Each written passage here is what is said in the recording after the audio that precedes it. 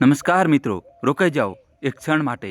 તમારી આંખો બંધ કરો અને વિચારો કે જે માએ તમને 9 મહિના પોતાની કૂખમાં પાળ્યા, જે પિતાએ પોતાના હાડકાં ગાળીને તમને ભણાવ્યા ગણાવ્યા, જો એક દિવસ એ જ મા બાપને તેમના પોતાના સગા પુત્રો તાજવે તોડવા લાગે કે આ મારા હિસ્સામાં અને આ તારા હિસ્સામાં, તો તે માના છાતી પર શું વીસશે? તે બાપનો આત્મા કેટલી વાર મરશે? આજની વાર્તા કોઈ વાર્તા નથી મિત્રો, આ એક એવું સત્ય છે જે સાંભળીને તમારી રૂવાટી ઊભી થઈ જશે. એક એવી માની વાર્તા જેને પોતાના કાળજાના 2 ટુકડાઓને પાળ્યા અને ગડપણમાં એ જ 2 ટુકડાઓ તે માના જ ટુકડા કરવા બેસી ગયા. આ વાર્તા છે રામેશ્વર બાબુ અને સાવિત્રી દેવીની, જેમની આંખોમાં પુત્રો માટે સપના હતા અને જેમના પુત્રોની આંખોમાં ફક્ત હિસાબ કિતાબ. વાર્તા અંત સુધી જરૂર સાંભળજો, કારણ કે છેલ્લી 5 મિનિટમાં જે થશે તે તમને હચમચાવી મૂકશે. અને હા, જો તમે પહેલી વાર આવ્યા છો તો અત્યારે જ અમારી ચેનલને સબસ્ક્રાઈબ કરી લો, બેલ આઇકન દબાવી લો, જેથી આવીને દિલને સ્પર્શી જતી વાર્તાઓ તમારા સુધી પહોંચતી રહે. તો ચાલો શરૂ કરીએ. ઉત્તર પ્રદેશના એક નાના શહેર બરેલી પાસે સવાનમાં એક જૂનું મકાન હતું. મકાન શું હતું? એક જમાનાનો મહેલ હતો. દિવાલો પરથી ચૂનો ઉખડી ચૂક્યો હતો, છતની કડીઓ નમી ગઈ હતી, પરંતુ તે ઘરની માટીમાં એક સુગંધ હતી, મોહબ્બતની સુગંધ. તે ઘરના માલિક હતા રામેશ્વર બાબુ, ઉંમર 65 વર્ષ, સરકારી શાળાના નિવૃત્ત માસ્ટર, અને તેમની પત્ની સાવિત્રી દેવી 60 વર્ષની, ગોરો રંગ, માથા પર મોટી લાલ બિંડી, હાથમાં હંમેશા તુલસીની માળા. રામેશ્વર બાબુએ જિંદગીભર એક જ સપનું જોયું હતું, પોતાના બંને પુત્રોને એટલું ભણાવશે કે ગામવાળા મિસાલ આપે, અને તેમણે આ સપનું પૂરું પણ કર્યું. મોટો પુત્ર સુરેશ દિલ્હીમાં એક પ્રાઇવેટ કંપનીમાં મેનેજર, પગાર 80,000 મહિને. પત્નીનું નામ રંજના, ભણેલી ગણેલી, તેજ તરાર અને જીભથી એટલી જ તીખી. નાનો પુત્ર મહેશ લખનૌમાં બેંક ઓફિસર, પગાર 60,000. પત્નીનું નામ નીલિમા, સીધી સાદી શાંત સ્વભાવની, પણ અંદરથી એટલી જ સમજદાર. રામેશ્વર બાબુએ પોતાની પેન્શનના પૈસામાંથી એક નાનો પ્લોટ ખરીદ્યો હતો અને એક નાની જમાપૂંજી બેંકમાં રાખી હતી.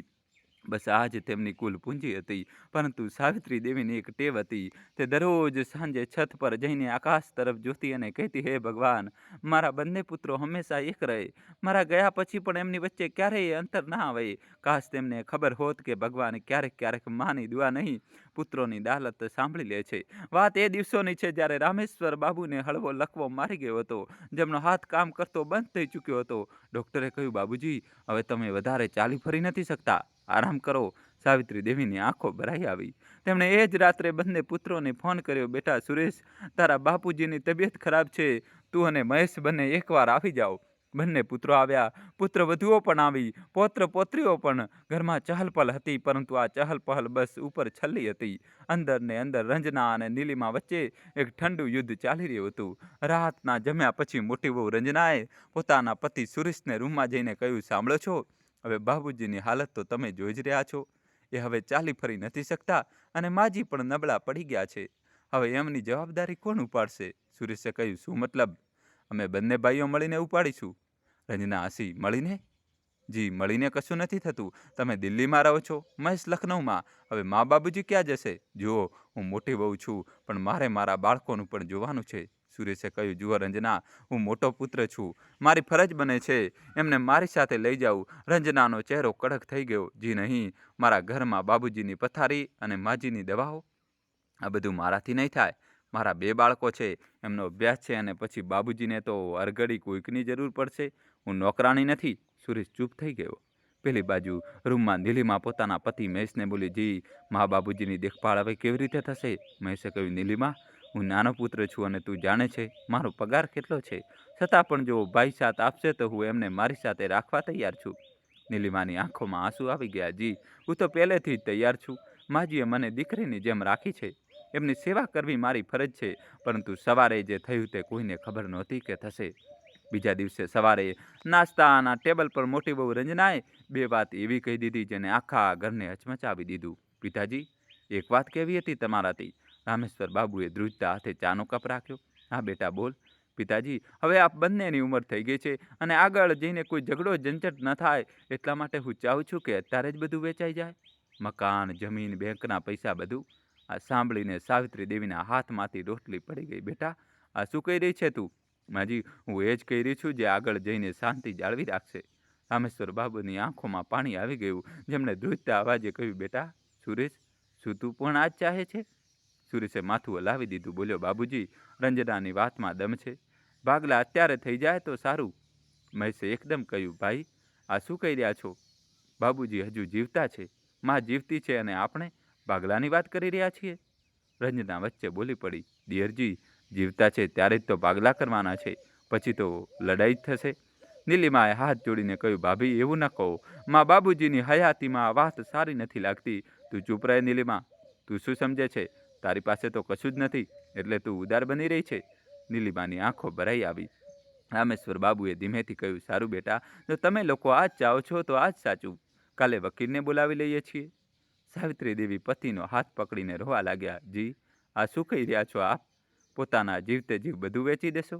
રામેશ્વર બાબુએ પત્ની તરફ જોયું. એમની આંખોમાં એક ઊંડો દર્દ હતો.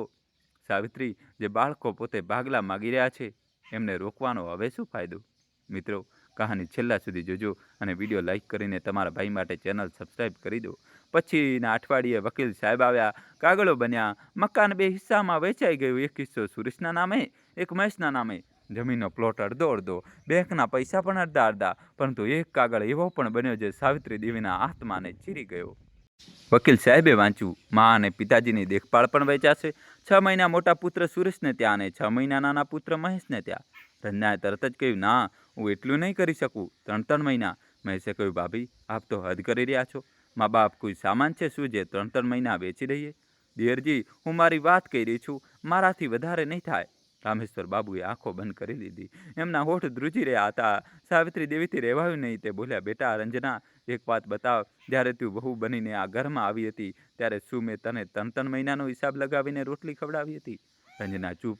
જ્યારે તારું બાળક થયું હતું અને તું હોસ્પિટલમાં હતી ત્યારે મેં 3 મહિના રાત પર જાગીને તારા બાળકને સાચવ્યું હતું કે 3 અઠવાડિયા?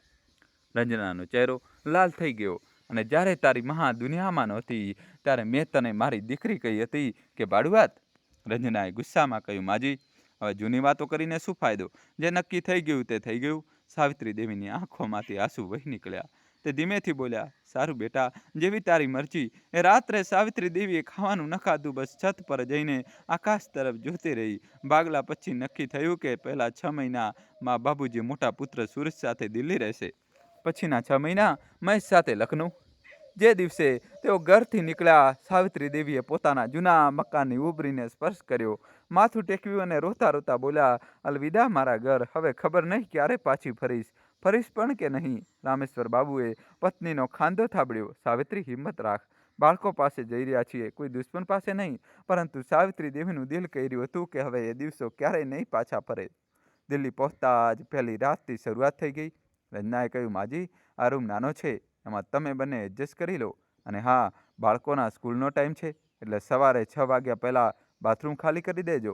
અને રસોડામાં મસાલા આમ તેમ ન કરતા. મારો પોતાનો સિસ્ટમ છે. સાવિત્રી દેવીએ હાથ જોડીને કહ્યું, બેટા, તું ચિંતા ન કર, હું કોઈની તકલીફ નહીં આપું. પરંતુ તકલીફ તો સાવિત્રી દેવીને મળવાની શરૂ થઈ ગઈ. રામેશ્વર બાબુને સવારની દવા યાદ કરાવવા માટે સાવિત્રી દેવી રસોડામાં જતા. બેટા, જરા એક ગ્લાસ ગરમ પાણી મળી જાય? માજી, અત્યારે બાળકોનું ટિફિન બનાવી રહ્યું છું, થોડી વાર રોકાવ. થોડી વાર એટલે 2 કલાક. રામેશ્વર બાબુએ દવા સમયસર ન મળતી. એમનું બ્લડ પ્રેશર વધવા લાગતું. એક દિવસ તો હદ થઈ ગઈ. રામેશ્વર બાબુને બાથરૂમ જવું હતું. લખવાના કારણે તે એકલા જઈ શકતા નહોતા. સાવિત્રી દેવીએ રંજનાને અવાજ આપ્યો, બેટા, જરા તારા સસરાજીને બાથરૂમ સુધી લઈ જવામાં મદદ કરી દેજે. રંજનાએ મોં બગાડી, માજી, મારાથી આ નહીં થાય. હું આટલી ગંદકી નથી ઉપાડી શકતી. આપ જાતે લઈ જાઓ. સાવિત્રી દેવી પોતાના નબળા ગરડા પતિને સહારો આપીને બાથરૂમ સુધી લઈ ગયા. રસ્તામાં રામેશ્વર બાબુ પડી ગયા. એમનું માથું દિવાલ સાથે ભટકાયું. લોહી વહેવા લાગ્યું. સાવિત્રી દેવી ચીચિયારી પાડી ઉઠ્યા, બેટા સુરેશ, આવ, જલ્દી આવ, તારા બાબુજી પડી ગયા. સુરેશ ઓફિસેથી પાછો આવ્યો. ડૉક્ટરને બોલાવવામાં આવ્યા. ટાંકા આવ્યા. રાત્રે સુરેશે માને કહ્યું, માં, આપ જરા સંભાળીને રાખો બાબુજીને. મારી પાસે આટલી ઝંઝટનો ટાઈમ નથી. સાવિત્રી દેવીની આંખોમાં પાણી આવી ગયું. બેટા, તારા બાબુજીની ઉંમર જોઈ? એ પોતે તો નથી પડ્યા ને? મેં રંજના પાસે મદદ માંગી હતી. માં, રંજનાની પણ પોતાની જિંદગી છે. આપ બંને થોડું એડજસ્ટ કરો. સાવિત્રી દેવીએ એ રાતે રામેશ્વર બાબુના માથા પર હાથ ફેરવ્યો. એમના આંસુ પતિના સફેદ વાળ પર પડી રહ્યા હતા. રામેશ્વર બાબુએ ધ્રુજતા અવાજે કહ્યું, સાવિત્રી, શું આ જ દિવસ જોવા માટે આપણે એમને પાળ્યા હતા? સાવિત્રી દેવી કશું ન બોલ્યા, બસ પોતાના પતિનો હાથ પકડીને રોતી રહ્યા. દિવસો વીતતા ગયા, મહિના વીતતા ગયા, રંજનાના મેણા દરરોજ વધતા ગયા. માજી, તમારી દવાઓનું બિલ આ મહિને પણ 1000 આવ્યું. મહેશ પાસેથી કેમ નથી મંગાવતા? બાબુજી, આપ ટીવી આટલું મોટેથી કેમ ચલાવો છો? બાળકો ભણી રહ્યા છે. માજી, આ સાડી કેટલી જૂની છે, બદલી લો. મારે ત્યાં સગા સંબંધીઓ આવે છે, સારું નથી લાગતું. સાવિત્રી દેવી બધું ચૂપચાપ સાંભળતા. તે જાણતા હતા કે જો કશું બોલી દેશે તો એમના પુત્ર અને વહુ વચ્ચે વધુ તિરાડ પડશે. પરંતુ એક દિવસ સાવિત્રી દેવીની ચૂપકીદી તૂટી ગઈ. રંજનાના બાળકો માટે એક પાર્ટી હતી. આખું ઘર સજાવેલું હતું. સગા સંબંધીઓ આવ્યા, મિત્રો આવ્યા. રંજનાએ સાવિત્રીને કહ્યું, માજી, આજે આપ બંને રૂમમાં જ રહેજો, બહાર ના આવતા. મારા સગા સંબંધીઓ આવી રહ્યા છે. સાવિત્રી દેવી હેરાન રહી ગયા. બેટા, કેમ? અમે પણ તો આ ઘરના વડીલ છીએ. મિત્રો, કહાની છેલ્લા સુધી જોજો, જબરજસ્ત ટ્વિસ્ટ આવશે. વિડીયો લાઈક કરી ચેનલ સબસ્ક્રાઈબ કરી દો. માજી, બસ મેં કહી દીધું ને, તમારા કપડાં જૂના છે, બાબુજીની હાલત ઠીક નથી, સારું નહીં લાગે. સાવિત્રી દેવીની આંખોમાં આંસુ આવી ગયા. રામેશ્વર બાબુએ પત્નીને ધીમેથી કહ્યું, સાવિત્રી, ચાલ આપણે રૂમમાં ચાલીએ. બાળકોની ખુશીમાં અડચણ કેમ બનવું? આખી પાર્ટી દરમિયાન એ બંને વૃદ્ધ મા બાપ એક નાના સરખા રૂમમાં બંધ રહ્યા. બહાર ઠઠ્ઠા મસ્કરીના અવાજો આવી રહ્યા હતા. સંગીત વાગી રહ્યું હતું અને અંદર રૂમમાં સાવિત્રી દેવી પોતાના પતિનો હાથ પકડીને બેઠા હતા. રામેશ્વર બાબુએ પત્નીને કહ્યું, સાવિત્રી, એક વાત બતાવું. મને લાગે છે આપણે પુત્રોને પાળ્યા નથી, આપણે પથ્થરો પાળ્યા હતા, પથ્થરો જેમાં ના દિલ છે ના આત્મા. સાવિત્રી દેવી પતિની છાતીએ વળગી ગયા અને બંને વૃદ્ધોએ આ નાના રૂમમાં બાળકોની જેમ રોતા રહ્યા. 6 મહિના પૂરા થયા. હવે વારો હતો નાના પુત્ર મહેશનો. જે દિવસે સુરેશ અને રંજના અને મા બાબુજીને રેલવે સ્ટેશને છોડ્યા, સાવિત્રી દેવીએ વિચાર્યું હતું કે હવે કંઈક રાહત મળશે. લખનૌ પહોંચ્યા. નીલિમાએ સ્ટેશન પર જ પગ સ્પર્શ કર્યા. માજી, બાબુજી, આવો ઘરે ચાલીએ. સાવિત્રી દેવીની આંખોમાં આંસુ આવી ગયા. પહેલી વાર 6 મહિનામાં કોઈકે પ્રેમથી બોલાવ્યા હતા. ઘરે પહોંચ્યા. નીલિમાએ માજીનો સામાન રાખ્યો. બાબુજીને આરામથી પથારીમાં સુવડાવ્યા. પછી રસોડામાં જઈને ગરમા ગરમ ખાવાનું બનાવ્યું. માજી, તમને ઓછાલા મસાલાવાળી દાળ પસંદ છે ને? બનાવી દીધી મેં. સાવિત્રી દેવીએ વહુના માથા પર હાથ ફેરવ્યો. બેટા, તું મારી વહુ નહીં, મારી દીકરી છે. રાત્રે નીલિમાએ માજીના પગ દાબ્યા. બાબુજીને દવા સમયસર આપી. પરંતુ નીલિમાની એક મજબૂરી હતી. તેના પતિ મહેશનો પગાર ઓછો હતો, ઘરનું ભાડું હતું, બાળકાના અભ્યાસનો ખર્ચ હતો અને હવે મા બાપુજીની દવાઓ. એક રાત્રે મહેશે નીલિમાને કહ્યું, નીલિમા, આ મહિને 3000ની દવા વધુ આવી ગઈ બાબુજીની. હું ભાઈને ફોન કરું? નીલિમાએ કહ્યું, જી કરો. આખરે એ પણ પુત્ર છે. મહેશે સુરેશને ફોન કર્યો, ભાઈ, બાબુજીની દવાઓનો ખર્ચ વધી ગયો છે, અડધો અડધો કરી લઈએ. સુરેશે કહ્યું, મહેશ, અત્યારે તારે ત્યાં છે, તું જ જોઈ લે. જ્યારે મારે ત્યાં આવશે ત્યારે હું જ જોઈ લઈશ. ભાઈ, આ શું વાત થઈ? મા બાબુજીની જવાબદારી આપણા બંનેની છે. મહેશ, મેં કહ્યું ને, અત્યારે તું જોઈ લે. ફોન મૂકું છું. ફોન કપાઈ ગયો. મહેશ માથું પકડી લીધું. પરંતુ નીલિમાએ કહ્યું, જી, ચિંતા ન કરો, મારી પાસે કંઈક પૈસા છે. હું મારા મોસાળથી જે ઘરે ના લાવવામાં આવી હતી એમાંથી એક બંગડી વેચી દઉં છું. નીલિમા, આ તું શું કરી રહી છે? જી, સાચું કરી રહી છું. મા બાબુજીની દવાઓ જરૂરી છે, બંગડીઓ તો પછી બની જશે. નીલિમાએ પોતાની સોનાની બંગડી વેચી દીધી. એ પૈસાથી બાબુજીની દવાઓ આવી. જ્યારે સાવિત્રી દેવીને આ ખબર પડી, તેમણે નીલિમાને ભેટીને રોતા રોતા કહ્યું, બેટા, તું મારી વહુ નથી, તું તો મારી માં છે. આ જન્મમાં મેં ગયા જન્મમાં કયું પૂર્ણ કર્યું જે તું મને મળી? લખનઉમાં 4 મહિના વીતી ગયા. રામેશ્વર બાબુની તબિયત થોડી સારી હતી. નીલિમાની સેવા રંગ લાવી રહી હતી. પરંતુ એક રાત્રે કંઈક એવું થયું જે સાવિત્રી દેવી ક્યારેય ન ભૂલી શક્યા. રાતના 2 વાગ્યા હતા. રામેશ્વર બાબુને છાતીમાં દુખાવો ઉપડ્યો. સાવિત્રી દેવી ગભરાઈ ગયા. તેમણે નીલિમાને અવાજ આપ્યો. નીલિમા અને મહેશ તરત જ જાગી ગયા. મહેશે એમ્બ્યુલન્સ બોલાવી બાબુજીને હોસ્પિટલ લઈ ગયા. ડૉક્ટરે કહ્યું, હાર્ટ એટેકનો નાનો આંચકો છે, જો થોડી વાર થઈ હોત તો બચાવવું મુશ્કેલ હતું. મહેશે તરત જ મોટા ભાઈ સુરેશને ફોન કર્યો, ભાઈ, બાબુજીને હાર્ટ એટેક આવ્યો છે, આપ તરત જ આવી જાઓ.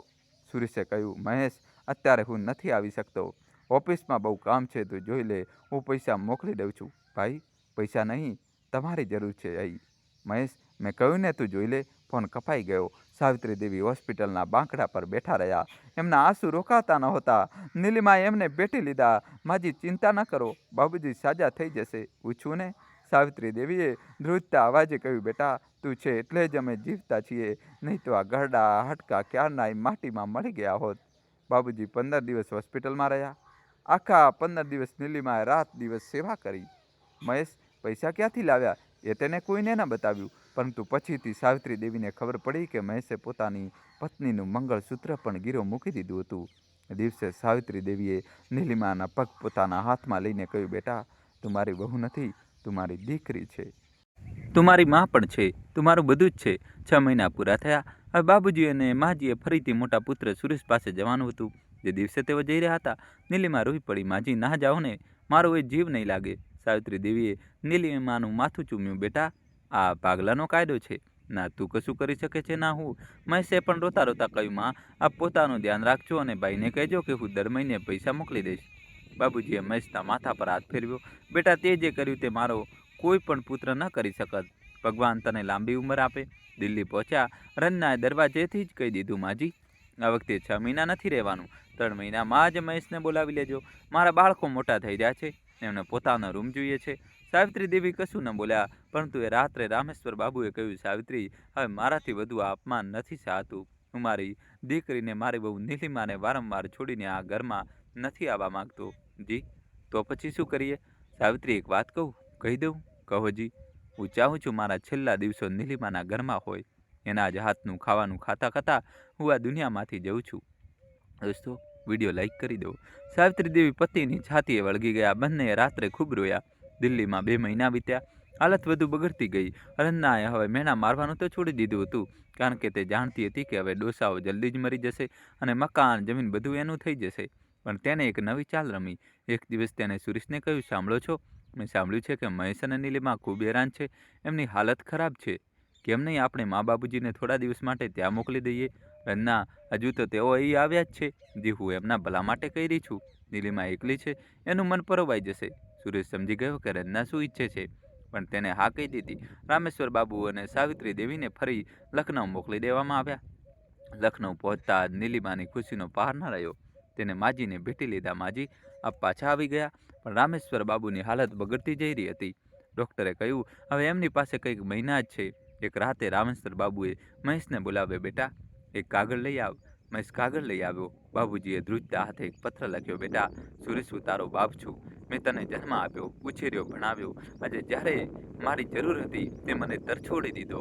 તારી વહુએ મને અને તારી માને ટુકડાઓમાં વેચી દીધા. પણ બેટા, એક વાત યાદ રાખજે, જે તું તારા મા બાપ સાથે કરી રહ્યો છે એ જ તારા બાળકો એક દિવસ તારી સાથે કરશે. આ કુદરતનો નિયમ છે. મારી એક છેલ્લી ઈચ્છા છે, મારા મર્યા પછી તું મારી અર્થીને કાંધ ના આપતો. હું તારો કાંધ મારા જનેજા પર નથી ઈચ્છતો, કારણ કે જે દીકરાએ જિંદગીમાં પોતાના બાપને સહારો નથી આપ્યો, એને મર્યા પછી કાંધ આપવાનો હક નથી. તારો બાપ રામેશ્વર. પત્ર લિફાફામાં બંધ થઈ ગયો. બાબુજીએ મહેશને કહ્યું, બેટા, આ પત્ર મારા મર્યા પછી મોટા ભાઈને આપજે, પહેલાં નહીં. મહેશ રડી પડ્યો. બરાબર 1 અઠવાડિયા પછી રામેશ્વર બાબુની હાલત ખૂબ ખરાબ થઈ ગઈ. એમ્બ્યુલન્સ આવવામાં વાર હતી. નીલિમા અને મહેશે ટેક્સી કરી. હોસ્પિટલ પહોંચ્યા પણ મોડું થઈ ચૂક્યું હતું. ડૉક્ટરે માથું હલાવ્યું. સોરી, એમને અમે બચાવી ન શક્યા. સાવિત્રી દેવીનું જાણે કાળજું ફાટી ગયું. તે પોતાના પતિના શબ પર પડી ગયા. મને પણ લઈ જાઓ જી, મને એકલી મૂકીને ન જાઓ. હું આ બાળકોના ઘરમાં એકલી કેવી રીતે રહીશ? નીલિમા અને મહેશે એમને સંભાળ્યા. સુરેશે ફોન કરવામાં આવ્યો. તે બીજા દિવસે પહોંચ્યો. રંજના ના આવી. કહ્યું, બાળકોની સ્કૂલની પરીક્ષા છે. જ્યારે સુરેશ પહોંચ્યો, બાબુજીનું શબ ઘરમાં રાખેલું હતું. સુરેશ રડ્યો, ખૂબ રડ્યો. મારા પગમાં પડી ગયો. માં, મને માફ કરી દે, હું ખૂબ મોટો ગુનેગાર છું. સાવિત્રી દેવી કંઈ ન બોલ્યા, બસ દીકરાને જોતા રહ્યા. મિત્રો, કહાની છેલ્લા સુધી જોજો. જ્યારે અર્થી ઉઠવા લાગી, સુરેશે કાંધ આપવા માટે હાથ લંબાવ્યો, પણ મહેશે એને રોકી દીધો. રોકાઈ જા ભાઈ, બાબુજીની એક છેલ્લી ઈચ્છા છે. પેલા આ પત્ર વાંચ. સુરેશે ધ્રુજતા હાથે પત્ર લીધો. વાંચો. જેમ જેમ તે વાંચતો ગયો, એની આંખોમાંથી આંસુ વહેતા ગયા. છેલ્લી પંક્તિ વાંચીને તે જમીન પર બેસી ગયો. બાબુજી, બાબુજી, મને માફ કરી દો. મેં તમને સહારો ના આપ્યો. આજે પણ આપ મને કાંધ આપવાનો હક નથી આપી રહ્યા. હું ખરેખર ગુનેગાર છું, ખૂબ મોટો ગુનેગાર. સુરેશે કાંધ ના આપ્યો. બસ અર્થીની પાછળ પાછળ રડતો ચાલતો રહ્યો. શમશાન ઘાટ પર જ્યારે ચિતા સળગવા લાગી તો આકાશમાં કાળા વાદળો ઘેરાઈ આવ્યા. વરસાદ શરૂ થઈ ગયો. માનો ભગવાન પણ રડી રહ્યા હતા. બાબુજીના ગુજરી ગયા પછી સાવિત્રી દેવી એકદમ ચૂપ થઈ ગયા. ન ખાવું, ન પીવું, ન બોલવું. 13 દિવસની વિધિ પછી સુરેશે કહ્યું, માં, હવે આપ મારી સાથે ચાલો, હું આપને કોઈ તકલીફ નહીં થવા દઉં. રંજના પણ હવે બદલાઈ જશે. મિત્રો, હજી કહાની બાકી છે, છેલ્લા સુધી જોજો. વિડીયો લાઈક કરી, હજી સુધી તમારા ભાઈ માટે ચેનલ સબસ્ક્રાઈબ ન કરી હોય તો ચેનલ સબસ્ક્રાઈબ કરી દો. હવે એવો ટ્વિસ્ટ આવશે કે તમે આ કહાનીમાં મિત્રો એવું ક્યારેય કહાની તમે સાંભળી નહીં હોય જીવનમાં પણ. એટલે છેલ્લા સુધી અમારી સાથે જોડાયેલા રહેજો. અને કહાનીનો અંત એક જોરદાર હશે મિત્રો. સાવિત્રી દેવીએ ધીમેથી કહ્યું, બેટા હવે મારી કોઈ ઈચ્છા નથી તારી સાથે જવાની. હું મારી નીલિમા બેટી પાસે જ રહીશ. માં, આ શું કહી રહ્યા છો? બેટા સુરેશ, એક વાત બતા. જ્યારે હું તારે ત્યાં 6 મહિના રહી, શું એકવાર પણ રંજનાએ મને પોતાની માની જેમ જોઈ? શું એકવાર પણ મારા માથા પર હાથ ફેરવ્યો? શું એકવાર પણ પૂછ્યું કે માં ખાવાનું સારું લાગ્યું? સુરેશની નજરો નમી ગઈ. અને બેટા, મારી આ દીકરી નીલિમાને જો, તેને પોતાનું મંગળસૂત્ર વેચી દીધું. તારા બાબુજીની દવાઓ માટે જેને રાત રાત પર જાગીને મારી સેવા કરી. આ મારી દીકરી છે બેટા. તારી પત્નીએ મને માં ન માની તો હું એ ઘરમાં જઈને શું કહીશ? સુરેશ રડી પડ્યો. માં, મને માફ કરી દો, હું વાયદો કરું છું હવે બધું બદલાઈ જશે. પણ સાવિત્રી દેવીએ આગળ કહ્યું, બેટા એક વાત બીજી, તારા પિતાજીએ અને મેં જમીન જાયદાદનો જે હિસ્સો તને આપ્યો હતો, હું મારો હિસ્સો પણ હવે નાના દીકરા મહેશ અને નીલિમાના નામે કરી રહી છું. રંજના જે ત્યાં આવેલી હતી વચ્ચે બોલી પડી, માજી આ શું કહી રહ્યા છો? મારો પણ હક છે એ જમીન પર. સાવિત્રી દેવીએ રંજના તરફ જોયું. એમની આંખોમાં એક ઊંડો દર્દ હતો, પણ અવાજમાં પથ્થર જેવી કઠોરતા. બેટી રંજના, જ્યારે તે મને અને મારા પતિને આ ઘરનો બોજ માન્યા, ત્યારે જ તારો હક પૂરો થઈ ગયો હતો. આજે હું મારી મરજીની માલિક છું, અને મારી મરજી એ છે કે મારી સેવા કરે એને મારું બધું જ મળે. રંજના ગુસ્સામાં બહાર જતી રહી. સુરેશે માના પગ પકડી લીધા. માં, મને કંઈ નથી જોઈતું, બસ આપ મને માફ કરી દો. સાવિત્રી દેવીએ દીકરાનું માથું પંપાળ્યું. બેટા, માની મમતા ક્યારેય પૂરી નથી થતી. ને તને માફ કરી દીધો, પણ એક વાયદો કર, પોતાના બાળકોને ક્યારેય એ ન શીખવતો કે મા બાપ વેચણીની વસ્તુ છે. એમને માણસાઈ શીખવજે, જેથી કાલે જ્યારે તું ડોસો થાય તો તારી સાથે એ ન થાય જે તે મારી સાથે કર્યું. સુરેશે માના ચરડોમાં સિર મૂકી દીધું. સાવિત્રી દેવી પોતાના છેલ્લા શ્વાસ નીલિમાના ઘરમાં, નીલિમાના ખોળામાં લઈને આ દુનિયામાંથી ગયા. જ્યારે તે જઈ રહ્યા હતા તો નીલિમાનો હાથ પોતાના હાથમાં લઈને બોલ્યા, બેટી, આવતા જન્મમાં તું મારી માં બનીને આવજે. હું તારી કુખે જન્મ લેવા માંગુ છું, જેથી હું તારી સેવા કરી શકું જેમ તે મારી કરી. નીલિમા રડતા રડતા બોલી, માજી એવું ન કહો, આપ મારી માં છો આ જન્મમાં. બેટી, એક વાત યાદ રાખજે, તે જે કર્યું એ ભગવાન જોઈ રહ્યા છે. તારી જિંદગીમાં ક્યારે કોઈ કમી નહીં આવે. તારા બાળકો તારી સેવા કરશે જેમ તે મારી કરી. અને આટલું કહીને સાવિત્રી દેવીએ આંખો બંધ કરી લીધી. 12 વર્ષ પછી મહેશ અને નીલિમા હવે એક મોટા ઘરમાં રહી રહ્યા હતા.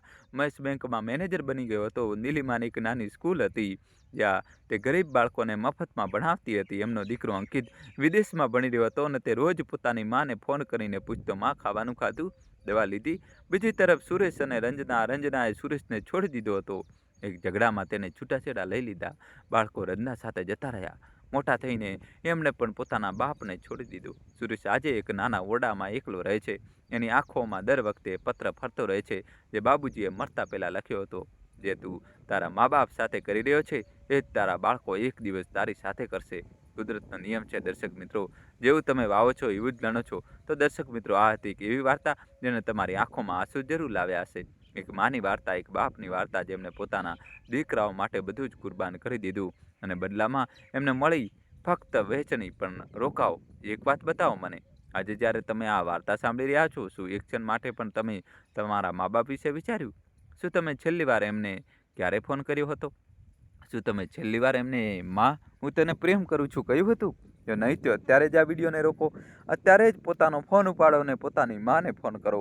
બસ આટલું કરો. માં, મને તારા પર ગર્વ છે, તું મારી જિંદગી છે. વિશ્વાસ રાખો, એક માની દુઆથી મોટી કોઈ દોલત આ દુનિયામાં નથી. આ વાર્તા રામેશ્વર બાબુ અને સાવિત્રી દેવીની હતી, પણ આ વાર્તા આપણી આસપાસના દર ત્રીજા ઘરની છે. આપણી માઓ ચૂપ રહે છે, આપણા બાપ હસીને વાત ટાળી દે છે, પણ એમના દિલમાં જે દર્દ છે એ આપણે ક્યારેય નથી સમજી શકતા. જ્યારે સમજીએ છીએ ત્યાં સુધીમાં ખૂબ મોડું થઈ ચૂક્યું હોય છે. મા બાપ કોઈ વેચણીની વસ્તુ નથી દર્શક મિત્રો, એ તો ભગવાને આપેલી એવી ભેટ છે જે એકવાર જતી રહે તો ફરી નથી મળતી. જમીન જાયદાદ, પૈસા દોલત આ બધું ફરી મળી જશે, પણ માનો એ ખોળો, બાપનો એ કાંત એ ફરી ક્યારેય નહીં મળે.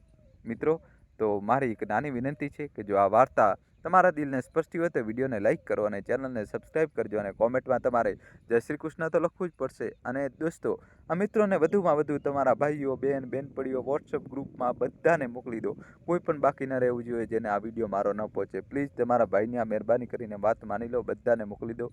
વિડીયો લાઇક કરી ચેનલ સબસ્ક્રાઈબ કરી દો. ખૂબ ખૂબ ધન્યવાદ, તમારો દિલથી આભાર.